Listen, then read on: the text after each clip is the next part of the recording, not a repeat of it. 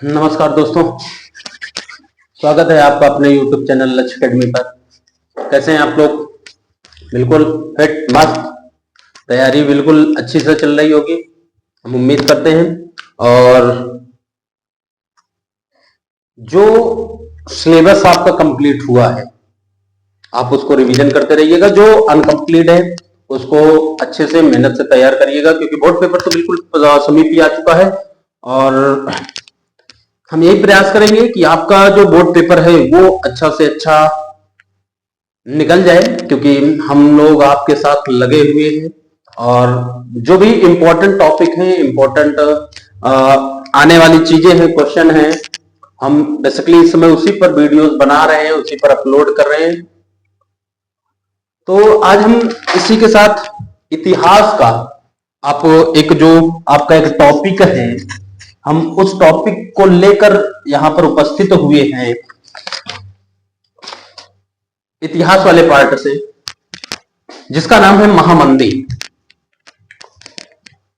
कई बार आपने सुना होगा महामंदी, लोगों के द्वारा कहते हुए सुना होगा कि अभी तो मंदी चल रही है, मंदी का दौर है, मंदी का समय है।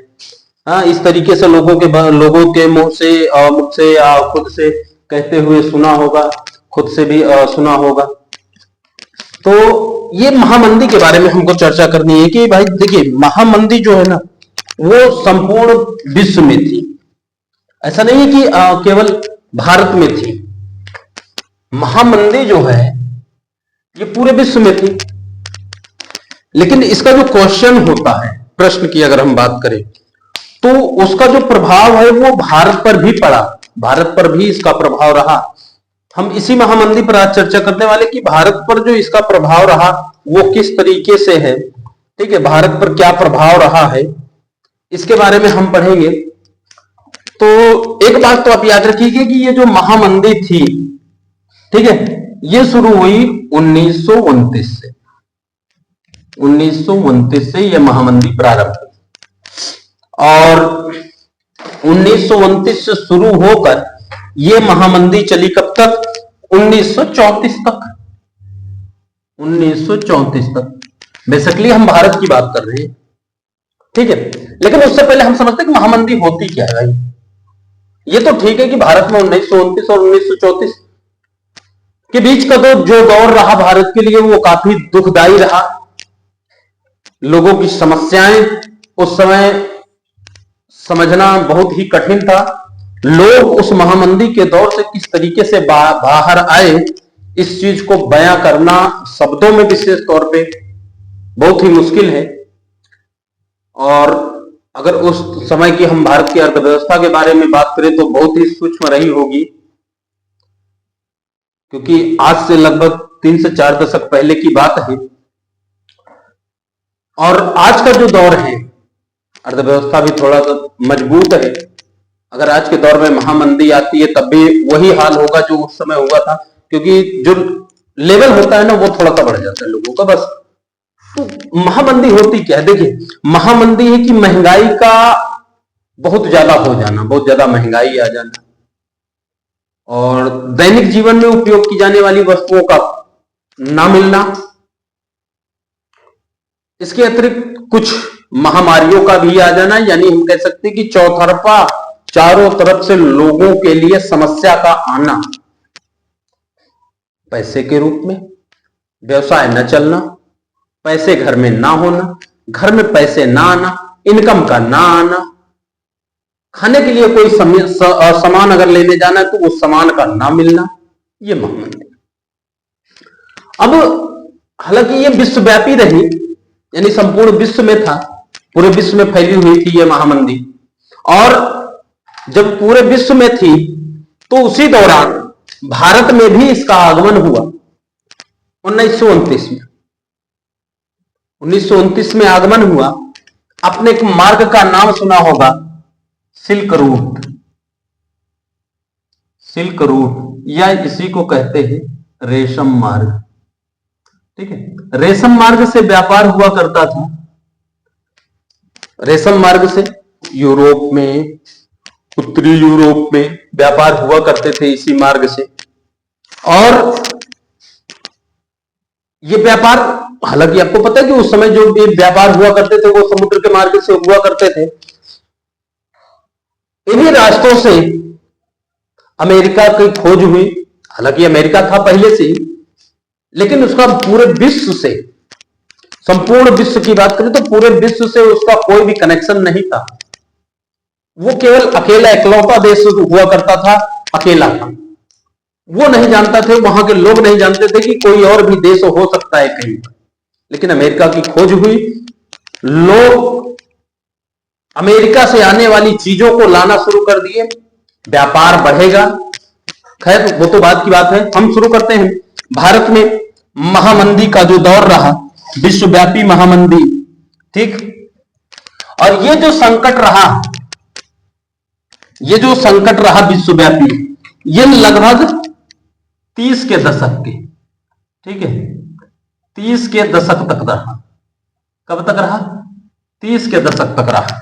याद रखिएगा, ये जो महामंदी थी कब तक रही? 30 के दशक तक ये महामंदी संपूर्ण विश्वव्यापी रही, ठीक है। बात समझ में आ रही है? और अगर ज्यादातर हिस्सों की हम बात करें तो रोजगार, विशेष तौर पे जो प्रभावी बहुत ज्यादा दिक्कत महसूस हुई, रोजगार, उत्पादन, व्यापार, इसमें गिरावट आई। इन सभी चीजों में क्या हुई? गिरावट दर्ज हुई। अच्छा, एक चीज और समझिएगा कि इस महामंदी में जो सबसे ज्यादा समस्या हुई वो हुई किसको? किसानों को। सबसे ज्यादा दिक्कत, सबसे ज्यादा परेशानी जो हुई वो किसको हुई थी? किसानों को। एक और व्यक्ति थे, काश्तकारों को। काश्तकार कहा जाता है उन व्यक्ति को जो चीजों को इकट्ठा करते हैं, सामान बाजार से खरीदते हैं और देश विदेश में उसको बेचा करते थे। सबसे ज्यादा समस्या इन लोगों को हुई। किसको? किसानों को, काश्तकारों को। जो शहर में रहने वाले लोग थे, अगर हम उनकी बात कर ले एक तरफ, ठीक है, शहरों में, तो शहरों में रहने वाले लोगों में अगर हम देखें तो उनके पास क्या था भाई? वेतन था, वेतन आता था, तो उनके पास एक बेसिकली इनकम बनी रहती थी कि चलो यहां से तो पैसा आ रहा है, हम कहीं ना कहीं से तो अपना काम चला लेंगे, ठीक है। इसके अतिरिक्त तो देखते हैं तो किराया मिल जाता था, लोग वहां पर किराए पर रहते थे, ठीक है, तो उसका उनको क्या मिलता था? किराया मिलता था। तो यहां से भी उनकी इनकम निकल जाती थी। शहरों की बात कर रहे हैं, और लोग कुछ ना कुछ काम कर लेते थे, ठीक है, कुछ ना कुछ काम करके अपना वहां का जीवन यापन कर लेते थे। लेकिन अगर बात हम कहें ग्रामीण इलाकों की, गांवों की अगर बात करें, तो वहां पर सबसे ज्यादा जो नुकसान हुआ इस महामंदी में किसानों और काश्तकारों को हुआ। अगर देखिए इनका जो उत्पादन रहा, ठीक है ना, उत्पादन कम हुआ।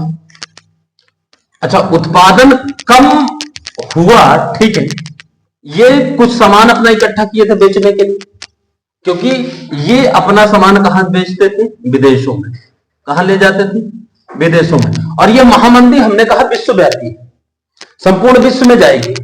जब विश्व में ही पैसा नहीं है, किसी दूसरे देश में पैसा नहीं हो, तो दूसरे देश से आने वाले सामानों को कोई क्या खरीदेगा?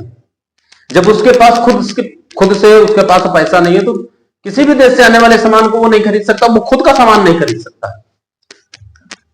तो इनका जो सामान रहा, अगर इनके हम मूल्य की बात करें तो मूल्य कम हो गया।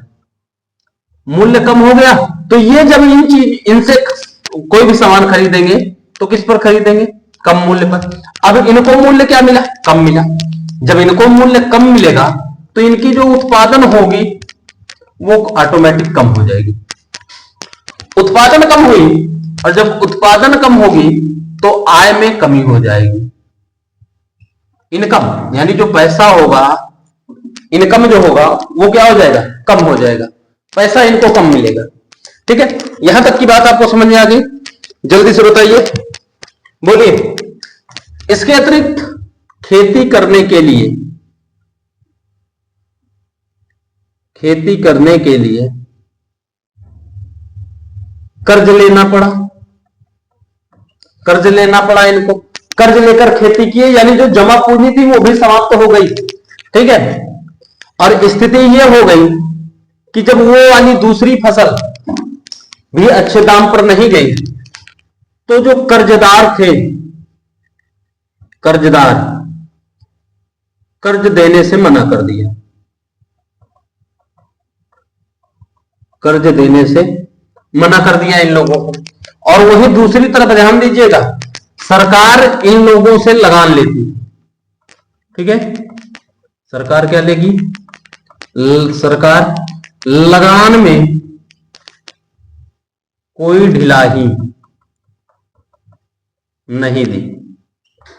सरकार ने भी कह दिया भाई कि हमको लगान पूरा चाहिए, वो आप कुछ भी करो, कहीं से भी लेके आओ, हमको लगान मतलब लगाना चाहिए और पूरा का पूरा चाहिए, एक पैसा भी नहीं छूटने वाला है। सरकार ने इस दशा में भी, महामंदी में भी किसानों के लिए कोई हमदर्दी नहीं की कि चलो तुम ठीक है भाई, अब इस बार ना सही अगले साल दे देना। तो सरकार भी अपना लगान पूरा वसूलने के चक्कर में थी।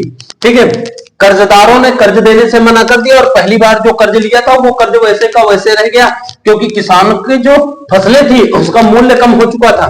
ठीक है, अब देखिए एक बात और समझिए, भारत आयात व निर्यात दोनों करता था, आयात व निर्यात करता था।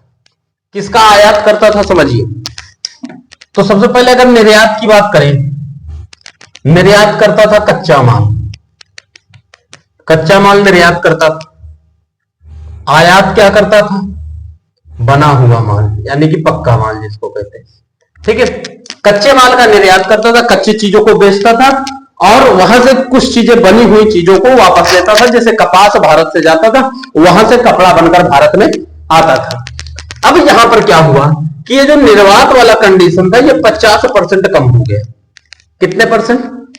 50% कम कर दिया गया कि भाई हम नहीं ले सकते, हमारे पास इनकम नहीं है, उतना पैसा नहीं है कि हम आपका पूरे का पूरा सामान ले सकते हैं, हम केवल 50% लेंगे। ये विदेशों से ऑफर है कि भाई अब हम नहीं ले सकते। क्यों? क्योंकि पूरे दौर में क्या चल रही थी? महामंदी चल रही थी, किसी के पास पैसा नहीं था। 50% तक इनका निर्यात कम हुआ, यानी जो सामान बेचने का दौर था वो 50% तक गिरावट हो गई। ठीक है, और जो अंतरराष्ट्रीय बाजार है, अंतरराष्ट्रीय बाजार की बात करें, बाजार में भारत के जो भी सामान थे, सामान की कीमत कम हो गई। भारत के जो भी सामान थे उसकी कीमत क्या हो गई? बिल्कुल कम हो गई। और जब कीमत कम हो जाएगी तो भाई मेरे बताइए क्या होगा? कीमत कम होने से मतलब है कि ये जो इनकम आएगा, आय वो क्या होगी? कम होगी, इनकम बिल्कुल कम होगी। यही कारण था कि जो निर्यात हुआ करता था वो 50% तक कम हो गया। कितने परसेंट? 50%। यहां पर जो किसान थे इनको क्या हुआ? घर में रखा सोना, ठीक है, घर में रखा सोना भी बेचना पड़ा। क्या करना पड़ा? बेचना पड़ा। जो भी सोना रहा घर में रखा हुआ वो पूरा सोना इनको बेचना पड़ा।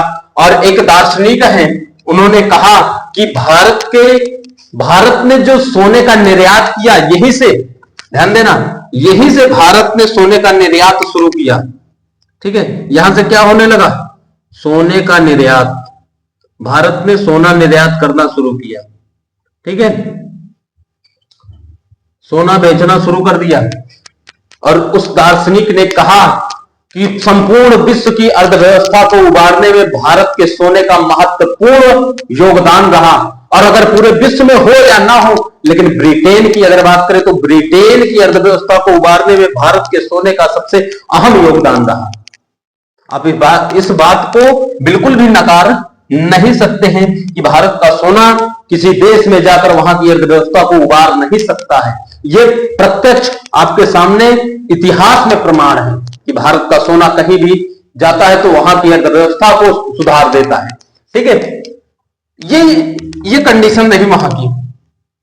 और इधर क्या हो रहा था, इधर अंतरराष्ट्रीय बाजार में कीमतें धड़ाधड़ गिर रही थी, 50% निर्यात कम हो गया। और इधर अगर हम गरीबों की स्थिति को देखें तो वो एकदम लाचार होते चले गए, परेशान होते चले गए, बहुमूल्य धातुओं को बेचना शुरू कर दिया। ठीक है, जो भी बहुमूल्य धातुएं थी उनको बेचना शुरू कर दिया।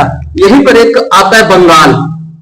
बंगाल की बात करें तो बंगाल में जूट और कपास होता है, सॉरी जूट और पटसन, ठीक है, इसका निर्यात करता था, निर्यात होता था।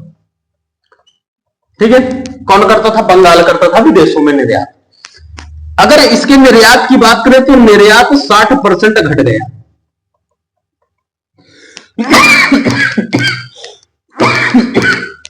कितने परसेंट? 60% निर्यात इसका घट गया भाई, गिरावट दर्ज हो गई। कितने परसेंट? 60% गिरावट दर्ज हो गई वहां पे विदेशों में, निर्यात इसका जो है 60% कम हो गया। ठीक है, और जो जमीन थी, अगर हम जमीन की बात करें, खेती करने वाली जमीन भी सूखदार, सूखदार के पास गिरवी रख दी, गिरवी थी। किसके पास? सूखदारों के पास जो जमीन थी वो गिरवी रख दी गई। किसानों की पूरी जमीन किसके पास गिरवी हो गई? सूखदारों के पास। जूट पटसन का निर्यात 60% से कम हो गया। परिणाम यह हुआ कि लोग बेघर होना शुरू हो गए। ये महामंदी थी भारत की, यही लिखना होगा आपको। क्वेश्चन आता है कि महामंदी से क्या आशय, इसके दो प्रमुख कारणों का उल्लेख कीजिए। 2022 में क्वेश्चन पूछा गया है, 2022 में। ठीक है, ध्यान देना, 2022 का क्वेश्चन है कि महामंदी से क्या आशय है, इसके दो प्रमुख कारणों का उल्लेख कीजिए। तो आप कोई भी दो कारण लिख सकते हो, बहुत से कारण है यहां पे, आप कोई भी दो कारणों का उल्लेख कर सकते हो। ठीक है, बोलिए जल्दी से, समझ में आ रहा है? यहां पर जल्दी बताइए, समझ में आया? आगे चलते हैं। यहां पर क्या हुआ, अगर हम अमेरिका की बात करते हैं थोड़ा सा, क्योंकि अमेरिका की खोज हुई है ना, अमेरिका की खोज हुई, अमेरिका ने निर्यात शुरू किया, निर्यात शुरू किया, और यहां पर कुछ विशेष चीजें हैं, बहुमूल्य धातुएं हैं यहां पर। ठीक है, क्या है? बहुमूल्य धातु। ठीक है, इसका निर्यात अमेरिका शुरू करता है और धनवान बनता है। क्या बनेगा? धनवान बनता है। यानी अमेरिका इन्हीं खानों की वजह से, जब इसका संपर्क यूरोप से हुआ कि लोग अब हमको जानने लगे, तो इसने, क्योंकि यहां पर अमेरिका में बेहिसाब खान थी, सोने चांदी की और भी बहुत बहुत सी चीजों की खाने यहां पर थी। अमेरिका ने इन सभी का क्या शुरू कर दिया? निर्यात शुरू कर दिया, एक देश से दूसरे देशों में। और अमेरिका के द्वारा ही जो निर्यात किया गया, तो अमेरिका ने लोगों को कर्ज देना शुरू कर दिया, कर्ज देना शुरू किया। अमेरिका ने लोगों को कर्ज देना शुरू कर दिया कि भाई ले जाओ, चलो हम कर्ज देते हैं और हम निर्यात भी करेंगे। ठीक है, तो ये रही आपकी महामंदी। ठीक है, और एक क्वेश्चन पूछता है कि भारत में महामंदी का प्रभाव क्या रहा, क्या प्रभाव पड़ा भारत में महामंदी का। ठीक है, तो आप क्या लिखोगे? महामंदी का जो प्रभाव रहा, लोग, रोजगार लोगों के पास नहीं था, उत्पादन कम हो गया, व्यापार बिल्कुल ध्वस्त हो गया। यही चीजें तो लिखना है आपको। तो यही लिखना है कि भाई क्वेश्चन कुछ भी पूछे महामंदी से संबंधित लिखना आपको यही है। ठीक है, और एक चीज याद रखिएगा, ये 2022 ही नहीं कि 2022, 2020, 2023, ठीक है, 2020, उसके बाद 2023, ठीक है, लगभग हर बार इससे क्वेश्चन पूछे गए हैं किसी ना किसी सेट में जरूर। ठीक है, इसलिए आप इस क्वेश्चन को अच्छे से समझ लीजिएगा। ये जो हमने आज पढ़ा महामंदी, आर्थिक महामंदी, तो ये जरूर याद रखिएगा। क्वेश्चन पूछेगा आर्थिक महामंदी के कारणों का उल्लेख कीजिए। 2022 और 23 दोनों में पूछा गया है, 2022 हुआ 23 में। ठीक है, क्वेश्चन है आर्थिक महामंदी के कारणों का उल्लेख, आर्थिक महामंदी के कारणों का उल्लेख करो। के कारणों का उल्लेख करो। ठीक है, 4 नंबर का क्वेश्चन आता है मेरे। कितने नंबर का आएगा? 4 नंबर का क्वेश्चन आता है। ठीक है, 4 नंबर का क्वेश्चन आप यूं चुटकियों में पा सकते हो। बस आपको समझना क्या है, महामंदी होती क्या है। और भारत में 1929 से शुरू होकर 1934 तक रही इस दौरान लगभग 30 दशक का समय बीत चुका था। ठीक है, रोजगार, उत्पादन, व्यापार में गिरावट आ चुकी थी, किसान बेघर हो चुके थे, काश्तकार एकदम से बेकार हो चुके थे, किसी काम के नहीं थे। और इनकी जो जमीन थी, जमीन किसके पास थी? जल्दी बोलिए। जमीन सूखदारों के पास गिरवी रखी थी, सूखदारों के पास गिरवी रखी हुई थी। ठीक है, विदेशों में इनके सामान के मूल्यों की कीमत बिल्कुल समाप्त हो चुकी थी, कुछ भी नहीं रह गई थी। परिणाम यह हुआ कि अंतरराष्ट्रीय बाजार में भारत के सामान खरीदने तक से लोग कतरा रहे थे कि हम भारत का सामान नहीं ले सकते हैं। वहीं अगर बंगाल की हम जूट और पटसन की बात करें तो इसकी जो ये निर्यात किया जाता था 60% से भी कम हो चुकी थी। ठीक है, और संपूर्ण कच्चे माल की अगर हम बात करें तो 50% से भी कम हो गया था ये। ठीक है, भारत आयातक और निर्यातक दोनों था, वर्तमान में दोनों है। लेकिन जब ये बीच में महामंदी आई, महामंदी के दौर में यानी कि कच्चा माल बेचना और बने हुए माल को खरीदना भारत चाहता था, उस दौरान ये 50% तक इसकी जो निर्यात हुआ करता था 50% कम हो गया।